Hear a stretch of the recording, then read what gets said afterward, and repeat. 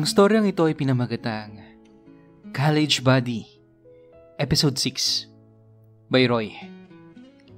Simulan na natin ang kwento.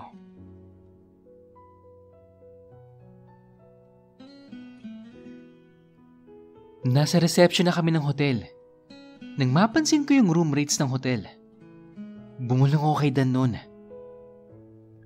Tol, ang mahal pala dito oh. Huwag na lang kaya dito. Ayan oh, ang mahal. Sabay turo ko sa info board ng hotel.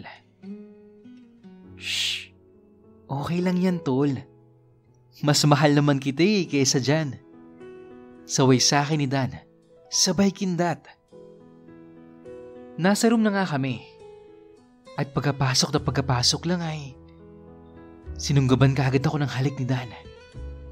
Mainit, madiin, at mapusok.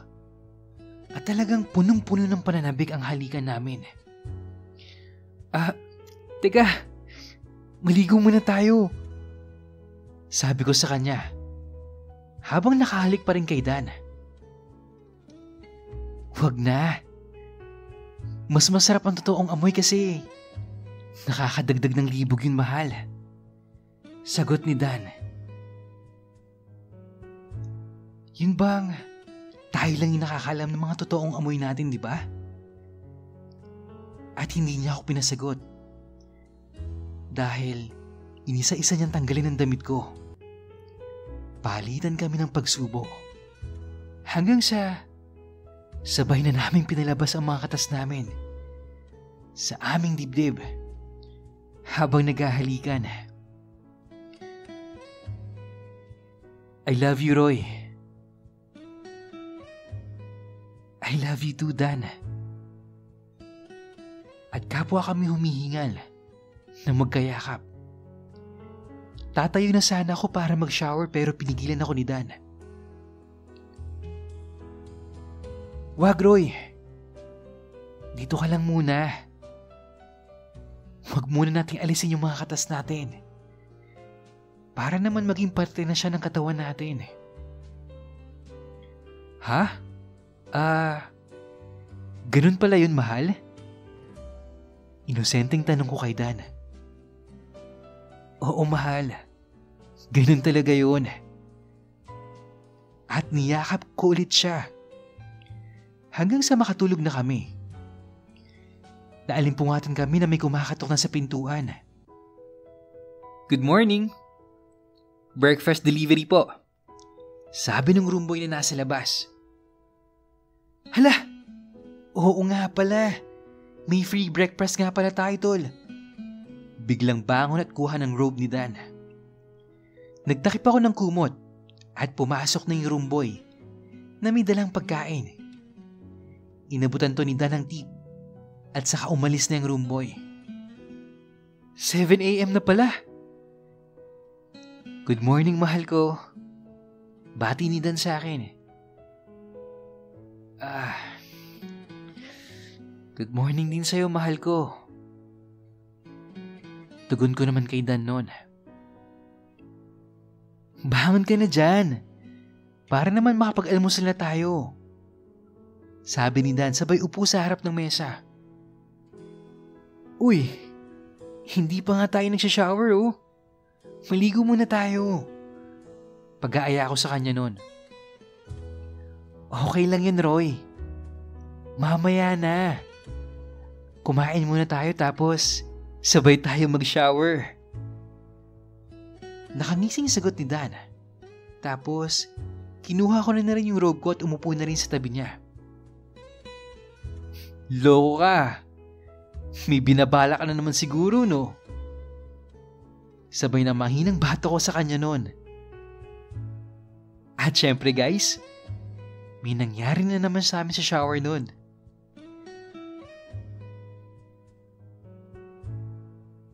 Nasa classroom na kami. Nang bigla nag-announce ang prof namin na may pa-surprise quiz daw. Wow! Ngayon pa talaga mag-quiz? Sigaw ng isip ko. Tapos, napatingin ako kay Dan. At kinindatan lang niya ako. Tignan mo tong mokong na to. May quiz na nga. Nakangisi at may pakindat-kindat pa. Loko talaga tong tao na to eh. Mas lalo tuloy ako nai-inlove sa kanya. Buti na lang, yung quiz namin ay tungkol sa class report na ginawa namin kahapon. Lumipas ang linggo, buwan, at natapos na ang semester. Napag-alaman ko may kanya-kanyang plano ang mga tropa kung saan sila magbabakasyon. Okay lang yun sa kanila kasi nga kaya naman nilang gumastos dahil may kaya sila sa buhay. As usual, uuwi ako ng probinsya namin at ganon din si Dan. We promise to each other na magtatawagan kami para makapag-update kami sa isa't isa sa mga ganap namin sa probinsya habang hindi namin kasama ang isa't isa. Isang araw, bago magsimula ang bakasyon, Dan and I spent time sa isang resort na very affordable lang naman. Nag-overnight kami ni Dan doon. At bago kami maghiwalay, may inabot siya sa akin. Ayan, mahal. Kunin mo na yan. Para hindi ka na gumastos ng long distance call. Isang cellphone ang inabot sa akin ni Dan. Uy, Dan! Ano ka ba? Huwag na. Okay lang. Ayos lang kung magbayad ako ng long distance call. Basta para sa'yo. Sabi ko sa kanya noon. Okay lang, mahal. Kunin mo na yan. May isa pa naman akong cellphone dito oh. Para naman lagi tayong connected sa isa't isa. Sige na please. Tanggapin mo na to. Pagsusuma mo niya. Okay.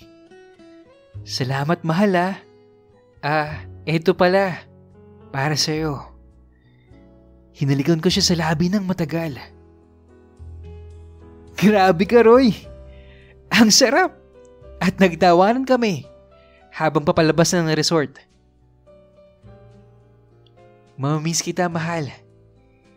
Ingat ka sa biyahe mo mamaya Sabi ni Dan.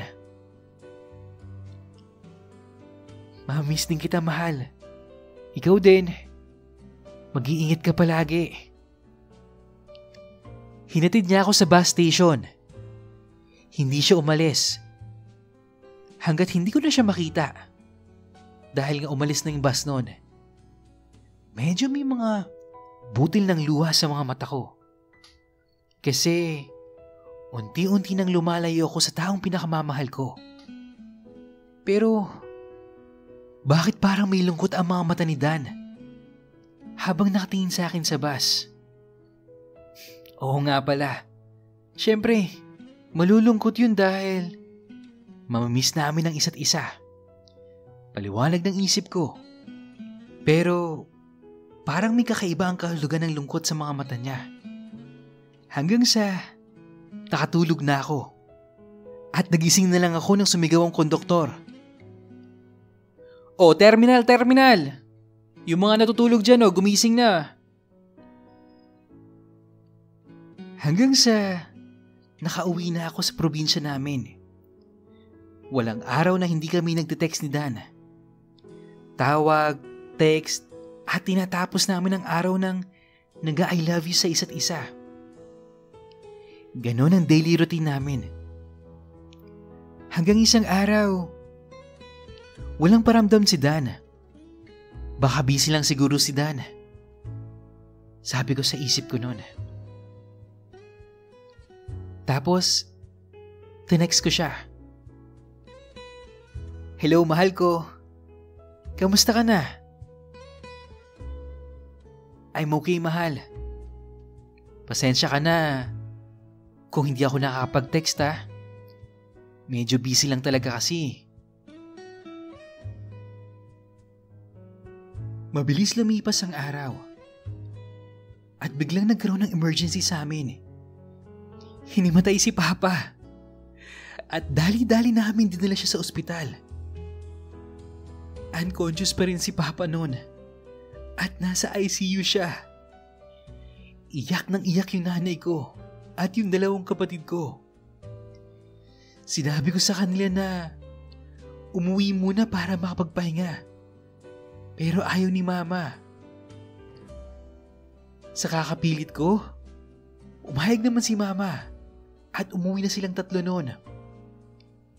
Pumunta ako ng simbahan sa loob ng ospital at doon ko binuhos ang lahat ng nararamdaman ko.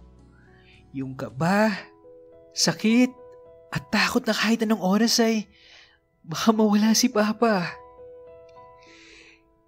Idinadalangin ko sa Diyos noon na sana huwag na muna siyang kunin. Kasi hindi pa ako nakakagraduate.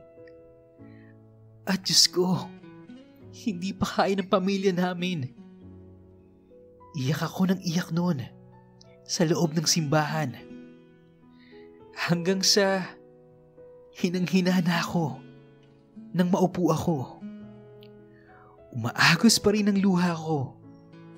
Maya-maya pa narinig ko ang isang panawagan mula sa loudspeaker ng ospital.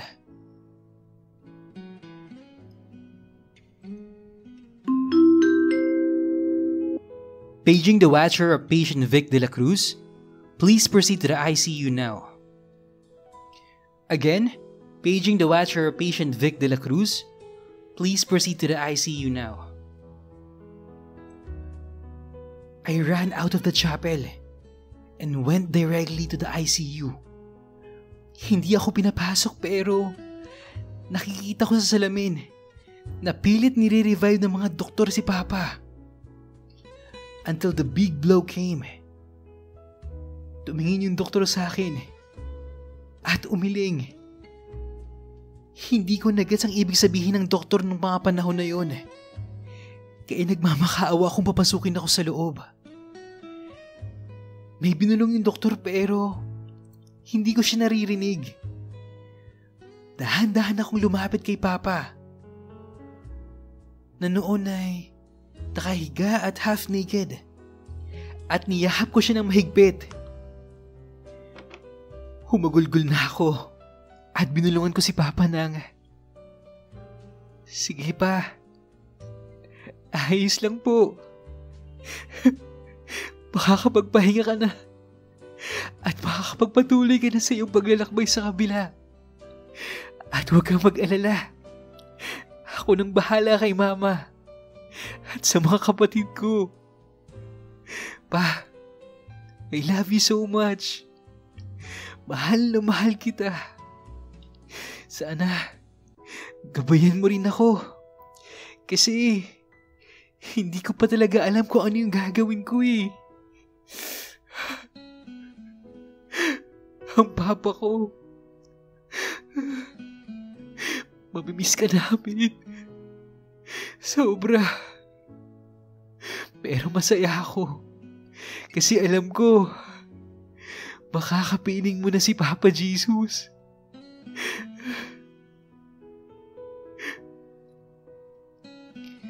Hindi ko alam kung gaano ako katagal umiiyak. Nang mahimasmasan ako ay nasa isang silid ako. Kasama si Mama at yung dalawa kong kapatid na umiiyak. Niyakap ako ni Mama at mga kapatid ko na iyak ng iyak. Noong mga panahon na yun, nanatili akong kalmado. Pinigilan ko yung iyak ko at yung sakit na nararamdaman ko. Hinayaan ko sila na yung umiyak para mailabas sila ang lahat ng kanilang nararamdaman. May sakit pala sa puso si Papa at matagal niya nang nililihim sa amin ito para hindi kami mag-alala. Naiburol at nailibing na si Papa at bigla ko naalala si Dan. I immediately dialed his number pero out of coverage siya. I dialed again pero wala pa rin. After 5 minutes, I dialed his number again. Pero wala pa rin si Dan. Nag-text na lang ako sa kanya para ibalita yung nangyari kay Papa. Antay ako na naantay ng text o tawag mula kay Dan pero wala pa rin. Sa totoo lang, naghalo-halo na yung nararamdaman ko. Hindi pa ako nakaka-move on sa pagkawala ni Papa. Walang paramdam si Dan at malapit na ulit yung enrollment. Graduating na po ako kaya sayang naman kung hindi ako magpapatuloy. Inayos ko munang lahat sa amin bago ko lumuwas papunta ng syudad para ipagpatuloy yung pag-aaral ko. Nasa bus na ako at hindi ko alam ang mararamdaman ko kasi hanggang ngayon wala pa rin akong balita kay Dan. Basa na naman yung mata ko kasi naaalala ko na naman yung papa ko. But I have to be strong para sa akin at para sa pamilya ko. Pinunasan ko yung mga mata ko at pilit kong umidlip para makalimot pansamantala.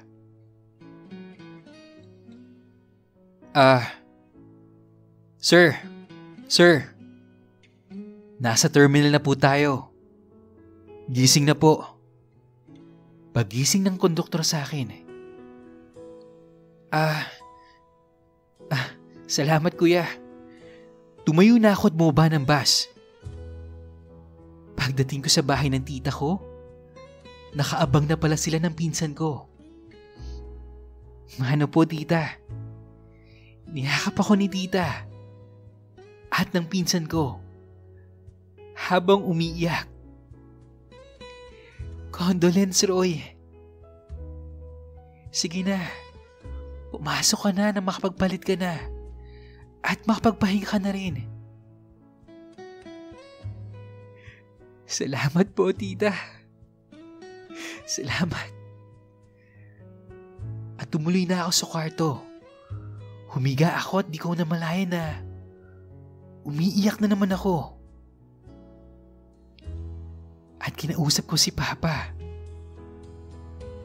Pa, nandito na ako sa syudad. Please, guide me sa lahat po ng mga desisyon na gagawin ko sa buhay. At sana pa, lagi mo ring babantayan si Mama at yung mga kapatid ko. Iyak ako ng iyak hanggang sa nakatulog na pala ako. Ay, honestly Ren, umagos na naman ang luha ko dito.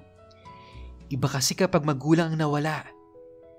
Gaano na ba katagal? Parang kahapon lang yun nangyari. Sa totoo lang Ren, umiiyak pa rin ako kapag naaalala ko si Papa.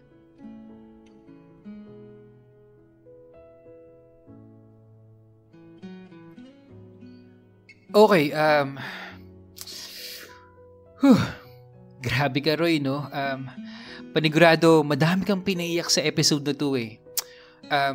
Condolence sa'yo Roy, no? And I can't even imagine to lose someone special eh. Lalo na kung magulang mo yun. Honestly, habang binabasa ko tong episode na to, ramdam na ramdam ko yung sakit eh. Pero alam ko, nasa langit na yung papa mo. At masayang kapiling yung Diyos natin. Kaya guys, hanggat buhay pa yung magulang natin, please, huwag tayong mahihiyang sabihan sila ng I love you.